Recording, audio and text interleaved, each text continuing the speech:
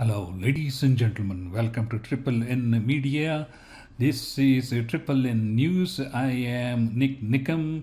The topic today is Robinhood crushing and crumbling under crisis? So let us begin with the feature presentation. Robinhood is a brokerage firm just like Fidelity, E-Trade, Charles Schwab, and others. This company was started in April 18, 2013 in Menlo Park, California. It employs approximately 1,281 people, estimated value of $20 billion. Interestingly, this was started by two college classmates, Vladimir Tenev and Beju Bhatt. They also have Robinhood Snacks and financial services. And here are the two young people who felt that the individual investors were not getting the same level field as the institutional investors and the hedge funds. And the best part of this Robinhood that attracted millions of millennials is that it is commission free. Robinhood, which was started in 2013, has now 13 million subscribers. Who are these subscribers? Most of these subscribers are millennials. The average age of a subscriber is 31 years. Majority of them are less than 30 to 40 years old. How big is Robinhood compared to other firms like E-Trade or Charles Schwab? Robinhood has a capital of $20 billion, which is not small for a company that started just 7 years ago. Charles Schwab has $3.8 trillion assets. How many transactions did Robinhood make? In 2015, they had $500 million worth of transactions, and in 2019, they had $150 billion worth of transactions. Started by millennials, for the millennials, and I think everybody is learning and making money and being happy until this GameStop fiasco came in, and now all of a sudden a can of worms are just spilling all over the country in all spheres: politics, banking, SEC regulations, and that's why I feel Robinhood is under a lot of pressure. I don't know if it's crushing and crumbling, but it is under a lot of pressure. And let me explain to you. The GameStop was shorted 140% of the available stocks in the market. They saw this as an opportunity to jack up the price and squeeze all these short sellers, namely the hedge fund emperors or the pirates who have been making money from all individuals just like you and me for generations, for decades. These people got smart and they started to jack up the prices. Like here, it was like $3.60. It went to like almost $50. From there, it jumped all the way to $450, squeezing a lot of short sellers. At the beginning of this war, there were 140% short sellers. And as of yesterday, the short seller numbers had dropped to 39%. But a lot of things happened there are a lot of regulations that were brought to question, and most importantly, a lot of millennials made a ton of money, some of them like $100-200 million, while a huge number of them also lost money because now they were looking at other stocks like Nokia, BlackBerry, AMC to see if they can do the short squeeze like they did with the GME. But the GME stock was unique in that it came like a Pearl Harbor or 9/11. The hedge fund managers and all these big pirates were caught off guard. Slowly the dust is settling down and the stock is $20 down, trading at $71. Keeping this in background, let us see how things have evolved over the last 2 weeks and how these things might threaten the very existence of Robinhood. And that's the main focus of this presentation. Last Thursday, Robinhood said they're going to limit buys on companies. They had like 8 or 10 companies listed. The limit would apply to GameStop, AMC, Nokia, BlackBerry, and all this. and they could not trade options. They could not borrow money on margin to trade these stocks, and they were also prevented from short selling the stocks. The level which was equal to any investors just before this happened, now all of a sudden changed.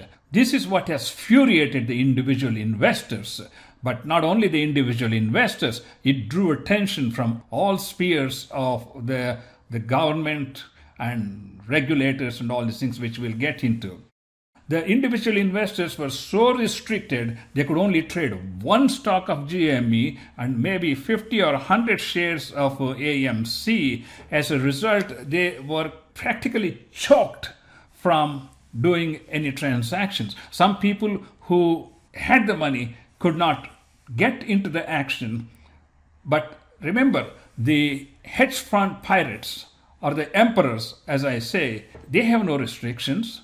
They can go out and buy million shares of stock, and every time, let me go back here, every time the stock hits a high, they can short sell it and they can continue to drop the prices. That's what's happening in the last 3-4 days, I think.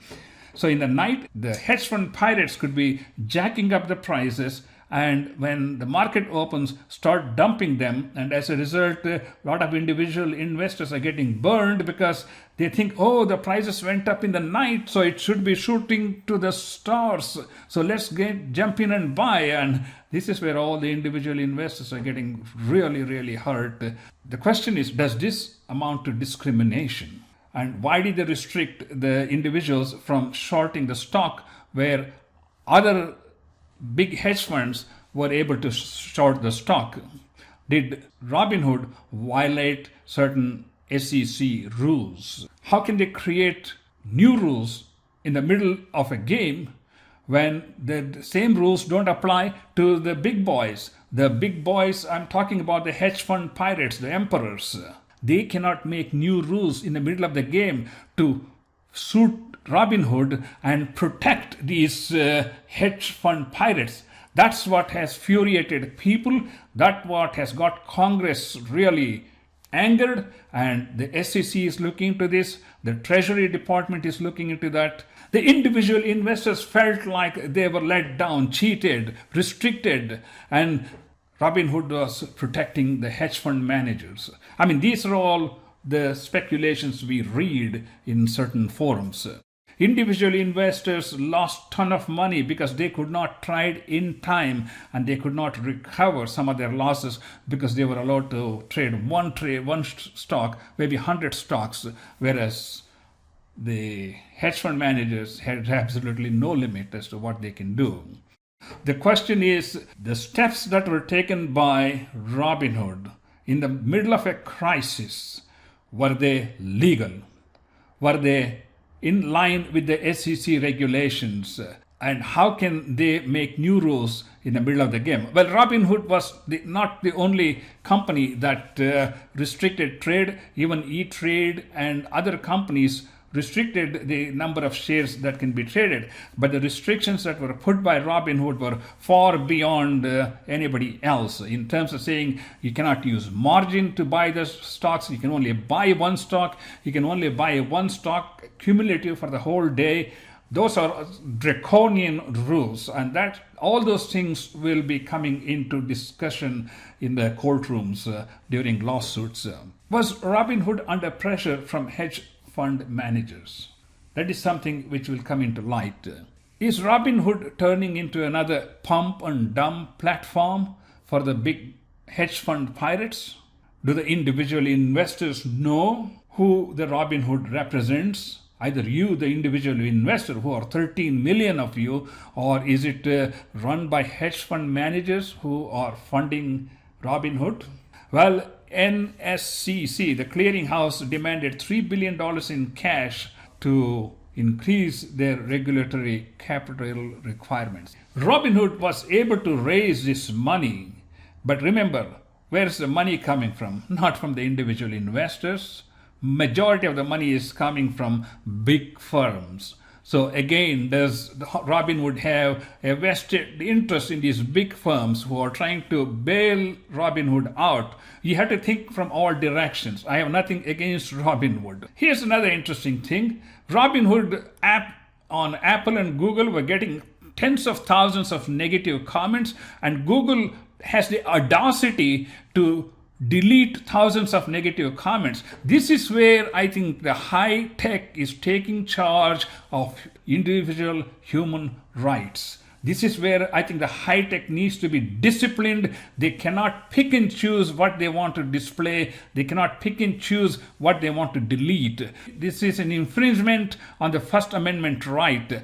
Google has no business deleting negative comments, while during this fiasco, this Monday, hundreds of thousands of people fled Robinhood and signed up with Charles Schwab and Fidelity from the news reports.